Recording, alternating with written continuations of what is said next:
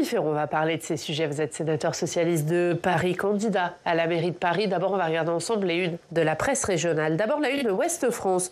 Budget, le gouvernement se donne jusqu'à mi-juillet. En réunissant hier le premier comité d'alerte sur le budget, François Bayrou a voulu créer un électrochoc. Il en va de la survie de notre pays, dit-il, et donne rendez-vous le 14 juillet. La deuxième une, c'est celle de Var Matin. L'État défiait plusieurs établissements pénitentiaires pris pour cible. Depuis dimanche, Gérald Darmanin s'est rendu hier dans le Var. Et puis la dernière une, celle de la montagne. L'Auvergne veut des actes. Élus, usagers, chefs d'entreprise qui, on l'a vu, ont rejoint la capitale hier pour manifester leur exaspération face à la dégradation des lignes de train. Quelle une choisissez-vous ? Toutes sont importantes. J'imagine que nous reviendrons sur l'ensemble de ces sujets, mais je veux dire par rapport à la une de Var Matin, sur l'enjeu du narcotrafic, qu'il est extrêmement important que le travail réalisé au Sénat sur le narcotrafic, qui débouche aujourd'hui sur un texte de loi qui est en discussion au Parlement, avance. Et qu'il y ait une forme d'union nationale sur la lutte contre le narcotrafic. Beaucoup de temps a été perdu, y compris depuis l'élection d'Emmanuel Macron en 2017. Ça fait longtemps que les parlementaires, notamment des territoires les plus concernés, alertent. On voit ces derniers mois un développement de l'extrême violence partout sur le territoire français. On voit aujourd'hui ces attaques contre les prisons qui sont probablement liées au narcotrafic et à des volontés d'intimider la République. Il faut que nous soyons à la fois très fermes et très forts pour ne pas perdre le contrôle et que la France ne bascule pas comme ont déjà basculé d'autres pays. C'est extrêmement important pour notre société, pour notre démocratie, pour notre pays. Voilà, je pense que nous reparlerons des questions budgétaires ensuite, mais c'est un sujet que je voulais aborder. Et autant il y a des différences dans l'approche de la consommation des consommateurs entre la droite et la gauche, on y reviendra peut-être, autant sur la lutte contre le narcotrafic et le développement des mafias dans notre pays, il doit y avoir une possibilité de consensus, en tout cas d'un travail en commun au-delà des frontières partisanes. Et on va écouter à ce propos Gérald Darmanin, le garde des Sceaux qui était hier à la prison de Toulon, dans le Var. Plusieurs endroits du territoire national, des prisons, c'est-à-dire un lieu de la République où l'autorité en premier doit être respectée, ont été attaqués. On ne peut pas attaquer à la Kalachnikov impunément un centre pénitentiaire. On ne peut pas brûler des voitures des services de l'État. Et donc oui, le parquet national a eu raison, il s'est saisi tout seul, a eu raison de se saisir et de mettre des moyens considérables pour trouver ces personnes. Et d'autant qu'on apprend que de nouvelles attaques ont eu lieu cette nuit à Tarascon, en Seine-et-Marne, où c'est le domicile d'un agent pénitentiaire qui a été visé. Le discours de Gérald Darmanin, vous le reprenez à votre compte, il a raison d'être aussi ferme. Et est-ce qu'il a eu raison de créer ces prisons de haute sécurité pour enfermer les narcotrafiquants dans un régime carcéral particulièrement strict ? En tout cas, il a raison de vouloir empêcher les narcotrafiquants de continuer leur trafic depuis les prisons.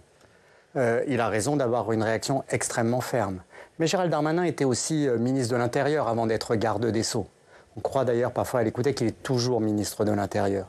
Or, au-delà de la personne de Gérald Darmanin, je ne sais pas si vous vous rendez compte, et on en parlera peut-être aussi en matière budgétaire, à quel point les 8 ans maintenant depuis l'élection d'Emmanuel Macron ont correspondu aussi à une période de procrastination sur un certain nombre de sujets. Donc il faut reprendre le contrôle maintenant et faire ce qui n'a pas été fait depuis des années. On va revenir sur le discours de François Bayrou en matière budgétaire. D'abord, est-ce que c'est l'heure de vérité, comme il l'a dit hier ? Je ne sais pas, c'était déjà le même discours l'année dernière. C'est l'heure de vérité sur l'échec, là aussi, de 8 ans de politique économique et fiscale. Et le Premier ministre pose un diagnostic, mais il refuse d'appliquer les remèdes nécessaires. Il dit qu'il y a beaucoup trop de déficit et de dette publique. On sait que c'est largement dû à la politique de l'offre et à la baisse des recettes de l'État, notamment les impôts sur les grandes entreprises, les impôts sur les plus gros patrimoines, sur les plus hauts revenus qui ont été mis en œuvre. Mais il dit qu'il n'est pas question d'augmenter les impôts pour personne. Or, en fait, on ne résoudra pas la situation budgétaire sans aussi de la justice fiscale, de la mise à contribution des plus aisés des Français. Donc des augmentations d'impôts ? Pour certains, dans la justice. Or, c'est une nécessité que pour le moment, le gouvernement exclut. Il exclut parce qu'il dit qu'on a déjà le taux de prélèvement obligatoire le plus important et c'est pas pour ça que les services publics sont les meilleurs du monde. Est-ce que du coup, il faut encore faire des prélèvements obligatoires? Là aussi, c'est un constat d'échec. Oui, il faut faire des prélèvements obligatoires supplémentaires, non pas pour tous les Français, non pas pour les plus modestes. Et en réalité, le gouvernement l'envisage, notamment par des déremboursements de la sécurité sociale. Non pas sur toute la classe moyenne, mais sur les plus hauts patrimoines, sur les plus hauts revenus, sur les grandes entreprises qui font des bénéfices records. Il faut absolument que l'État retrouve des marges de manœuvre fiscales sur ceux qui peuvent et doivent contribuer davantage à l'effort collectif. Alors hier, il y avait un constat, mais peu de solutions, pas de pistes. On ne sait pas où vont être pris les 40 à 50 milliards qu'il faut trouver. Est-ce que du coup, cette réunion a été utile pour vous? Je ne suis pas sûr. C'était de la communication et comme souvent avec François Bayrou, il y avait beaucoup de paroles et peu d'actes. Et il annonce des mesures pour quand la session budgétaire sera terminée. Donc on voit le calendrier très politique. Nous verrons bien ces annonces, mais la préparation du budget, en effet, n'augure rien de bon, disons-le, à ce stade. Est-ce que des pistes qui vont être trouvées pour les 40 milliards, le Parti socialiste, les députés en l'occurrence, déposeront une motion de censure? Est-ce que vous pourriez déposer une motion de censure en fonction de ces pistes budgétaires? Je ne sais pas si les députés socialistes déposeront une motion de censure. Je ne sais pas s'ils en voteront une, y compris déposée par d'autres. Ce n'est pas un objectif. L'objectif n'est pas de faire tomber le gouvernement. Non pas qu'il ne le mérite pas, ce gouvernement, mais qu'est-ce que ça amène? De l'instabilité gouvernementale, le risque d'une dissolution de l'Assemblée nationale. Ça n'est pas l'objectif, la censure. Mais ça ne peut pas non plus être, de toute façon, on ne censurera pas. Il faut faire comme pour la discussion budgétaire au mois de février, un rapport de force avec le gouvernement pour que les socialistes puissent ne pas voter une censure, non pas soutenir le gouvernement, mais ne pas le censurer. Et pour ça, il faut obtenir aussi des concessions, des avancées de la part du gouvernement. Mais François Bayrou n'a, en matière fiscale, pour la contribution des plus aisés, le soutien aux collectivités locales, le soutien aux services publics, l'école, l'hôpital, on voyait le service public ferroviaire tout à l'heure. Bien sûr qu'il y a des possibilités. La dernière fois, au mois de février, si les socialistes n'ont pas voté la censure, c'est notamment parce que des suppressions de postes dans l'éducation nationale ont été annulées. C'est concret le budget, c'est concret la politique. Donc c'est aussi au gouvernement de montrer de la bonne volonté dans l'intérêt des Français de faire des gestes puisqu'il n'a pas de majorité absolue à l'Assemblée. Donc Éric Lombard dit qu'il faudrait pérenniser la contribution sur les revenus. Ça, pour vous, c'est un geste? C'est une nécessité, mais ça ne suffit pas. On ne produit pas assez, on ne travaille pas assez. C'est ce qu'a dit hier François Bayrou. Qu'est-ce que vous avez pensé de cette phrase? Toujours le même discours. Toujours le même discours qui vise probablement à ne rien changer à la réforme des retraites. Qui vise aussi à mettre en condition les Français sur des sacrifices supplémentaires. En attendant, le taux de chômage augmente à nouveau. Il n'y a pas de mesures concrètes derrière ça. Préférerais, plutôt que ces discours extrêmement idéologiques du Premier ministre, des propositions concrètes pour sortir de la crise, et notamment de la crise des finances publiques dans la justice. Alors, sur les pistes, on le disait, vous êtes membre de la Commission des finances du Sénat. On va écouter le rapporteur général du budget au Sénat, Jean-François Husson. Pour lui, le gouvernement aurait dû écouter le Sénat plus tôt. C'est un état des lieux, c'est un diagnostic. Je note que ce diagnostic, c'est celui que le Sénat porte depuis 2 ans, notamment dans la dégradation des comptes publics. Plusieurs situations ont été décrites qui montrent le temps qu'on a perdu et la manière dont le pays s'est abîmé, économiquement, mais également le moral des Français. Le gouvernement a perdu du temps de ne pas écouter le Sénat? Alors, ce que dit Jean-François Husson, c'est à ne pas écouter la majorité de droite du Sénat, avec lesquels on peut parfois avoir des points d'accord, mais pas sur la politique économique et fiscale en général. Le gouvernement, en tout cas, ou les gouvernements successifs d'Emmanuel Macron, oui, ont perdu du temps, bien sûr. Et je pense que le Premier ministre continue de perdre du temps aujourd'hui, malheureusement. Est-ce qu'il faut faire contribuer plus les retraités? Non, ça peut pas désigner toujours comme ça des... Même les retraités les plus aisés? Mais dans ce cas-là, dans une mise à contribution de l'ensemble des Français les plus aisés. Ça ne peut pas être simplement des retraités, qu'on va dire les plus aisés, c'est-à-dire qui ont des revenus qui appartiennent à la classe moyenne. Je pense qu'il faut aussi être juste dans la définition de ceux qui peuvent contribuer davantage. Et donc ça ne peut pas être simplement les retraités les plus aisés. Non, c'est pas comme ça qu'il faut aborder les choses, alors qu'il y a dans ce pays des inégalités de patrimoine qui augmentent considérablement et que les gouvernements refusent depuis 8 ans tout rétablissement d'un impôt de solidarité sur la fortune. On va voir s'il faut faire contribuer ou pas les collectivités. François Bayrou en a parlé un petit peu dans son discours. Une conférence des territoires aura lieu le 6 mai. Alors, seront-elles mises à contribution? Voilà ça avec Steve Jourdain.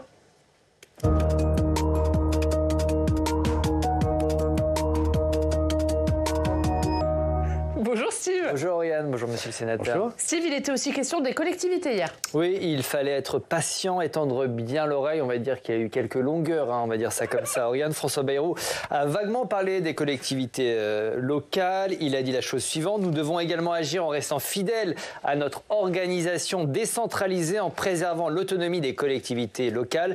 Mais il a fallu attendre François Rebsamen, le ministre de l'Aménagement du Territoire, pour entrer dans le vif du sujet. On va l'écouter. La question qu'il faut se poser à cet instant, c'est quelle peut être la contribution des collectivités territoriales au redressement des finances publiques, une contribution qui soit juste et prévisible. La dégradation du solde des collectivités locales en 2024 est inférieure aux prévisions de l'ordre de 600 millions d'euros. C'est la preuve, et il faut toujours le souligner, des efforts qui ont été réalisés par les collectivités territoriales. Alors François Rebsamen, il pose la question, mais il ne donne pas la réponse. Non, suspense, il va encore falloir patienter. La date butoir pour connaître les solutions a été fixée au mois de juillet. Une chose est sûre, Oriane, les collectivités vont devoir d'une manière ou d'une autre passer à la caisse. Un effort de 2,2 milliards d'euros leur est déjà demandé cette année dans le cadre du budget 2025. Mais la facture pourrait encore grimper. Nos confrères de La Tribune avancent le chiffre de 8 milliards d'euros d'économie. C'est 4 fois plus que ce qui leur est actuellement demandé. 8 milliards pour l'Association des maires de France. C'est niette. Écoutez. Il est évident que nous y serons opposés. Ça n'a aucun sens. Ça mettra en panne non seulement nos collectivités territoriales, mais l'ensemble de la France. Si on nous fait une ponction de 8 milliards supplémentaires à celle de 7 milliards 400 millions de cette année, et qui s'additionne avec, sur les 3 dernières années, 5 milliards de transferts de charges à travers les normes nouvelles, vous conviendrez que ça devient totalement impossible et que l'équation est insoluble. L'AMF qui a boycotté la conférence organisée hier, elle dénonce une énième séquence de communication. À noter qu'une conférence des territoires aura lieu le 6 mai. Monsieur le sénateur, c'était une énième séquence de communication? Oui, et puis de mise en condition, comme l'année dernière, pour dire on va vous imposer des efforts complètement déraisonnables pour que ensuite pouvoir négocier sur ce chiffre, 2 milliards, 8 milliards. La réalité, il faut que les Français le sachent, c'est que c'est bien davantage les collectivités locales aujourd'hui qui comblent le déficit budgétaire, le trou budgétaire de l'État, que le contraire. Je prends une ville comme Paris, dont je suis l'élu. La ville de Paris perçoit 0 de dotation de fonctionnement de l'État et verse près de 800 millions d'euros par an de péréquation pour les autres collectivités. Donc il faut revenir à la raison et que les Français sachent aussi que derrière les efforts qui vont être demandés aux collectivités locales, qui sont en fait des privations de ressources, cela va à l'inverse de l'autonomie financière des collectivités locales qu'invoquait le Premier ministre, à l'inverse de la décentralisation, et aura des conséquences en termes de services publics locaux, d'investissement local. L'argent que dépensent les collectivités locales, c'est pas de l'argent jeté par les fenêtres. Oui, mais si l'État laisser vraiment les collectivités locales pouvoir prélever aussi des ressources sur leur territoire, les choses seraient différentes. C'est après avoir supprimé la plupart des impôts locaux, les avoir mis sous forme de perfusion financière du budget d'État, taxe d'habitation, puis les taxes sur les entreprises, contribution foncière des entreprises, taxe sur la valeur ajoutée. La contribution des entreprises a été extrêmement réduite. Et aujourd'hui, les collectivités manquent des possibilités de ressources nouvelles. Donc il y a eu des discussions l'année dernière pour le budget 2025 qui ont entraîné un compromis imparfait, mais qui ont permis aux collectivités locales de faire face et de faire leur budget pour 2025. Donc vous dites la mairie de Paris, Paris, pas touche à Paris, pas touche au budget de Paris. Non, de toute façon, toucher au budget de Paris, ce serait demander à Paris de contribuer encore davantage à la solidarité nationale. Et ça, c'est non. Bien sûr, c'est pas raisonnable. Paris n'est pas la vache à lait du gouvernement pour combler leur propre déficit. Donc, il faut que l'État s'impose à lui-même les efforts qu'il doit faire et non pas les impose aux collectivités locales, faute de vouloir, nous en parlions tout à l'heure, augmenter les impôts sur les plus hauts patrimoines ou sur les entreprises. Et on reparle de Paris dans quelques secondes. Le temps de remercier Steve. Merci beaucoup. Merci moi. Je vous remercie souvent. On parlera des relations entre Paris et Alger tout à l'heure. Ouais, ce sera à suivre effectivement dans une demi-heure. Juste un mot, puisqu'on est sur une actu région, collectivité. On l'a vu dans le journal, les trains de la colère qui sont montés hier à Paris. La colère de ces usagers des lignes Paris-Clermont, Paris-Limoges, Toulouse. Vous comprenez cette exaspération? C'est l'illustration, énième illustration de la fracture territoriale? Oui, et puis c'est aussi l'illustration du manque d'investissement dans le service public ferroviaire. Ça fait là aussi des années et des années que les élus, les habitants, les usagers des lignes Paris-Clermont, Paris-Limoges, Paris-Toulouse disent que les retards sont de plus en plus importants, que les pannes de plus en plus fréquentes, etc. Et ça fait longtemps que les gouvernements d'Emmanuel Macron se sont engagés à investir, à changer cette situation. Or, rien ne change, la situation continue de se dégrader. Je crois qu'il y a une colère entre le fossé, face au fossé entre les discours et les actes, et dans la durée. Donc, bien sûr que ces trains de la colère étaient tout à fait légitimes hier. On va parler de Paris. Vous êtes candidat à la mairie de Paris. On va en parler tout de suite avec Jacques Paquier. Bonjour Jacques, merci beaucoup d'être avec nous, directeur de la rédaction du journal du Grand Paris. On parle des municipales avec vous et du programme de Rémi Féraud.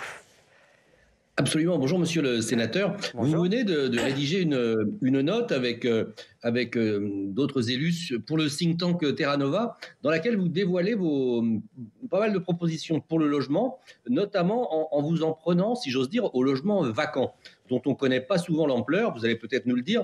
Vous proposez notamment un déplafonnement de la surtaxe d'habitation de 60 à 300%. Vous allez jusqu'à vouloir interdire les résidences secondaires dans les zones tendues et à réduire encore le nombre de jours durant lesquels on peut louer sur Airbnb. Est-ce que vous pouvez nous expliquer vos propositions ? Les propositions que j'ai faites, elles visent d'abord à faire campagne à Paris sur le fond, sur un projet, et avec la priorité du logement des Parisiens ou de celles et ceux qui ont vocation à vivre à Paris parce qu'ils y travaillent, parce qu'ils y étudient.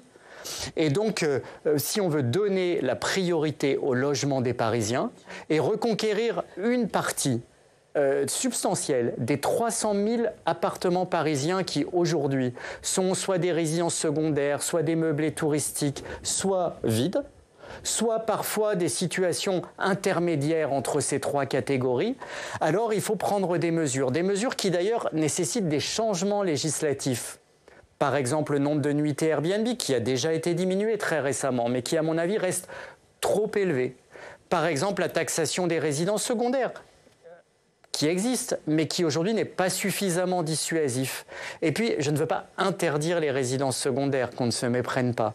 Mais j'ai vu qu'une ville comme Chamonix venait de le mettre en œuvre. Cela existe dans d'autres pays, je crois notamment en Suisse. Quand dans un quartier, il y a déjà un taux de résidences secondaires très important, alors il ne serait pas possible d'avoir des résidences secondaires supplémentaires, d'acheter un appartement pour le transformer en résidence secondaire, en plus de celles qui existent déjà.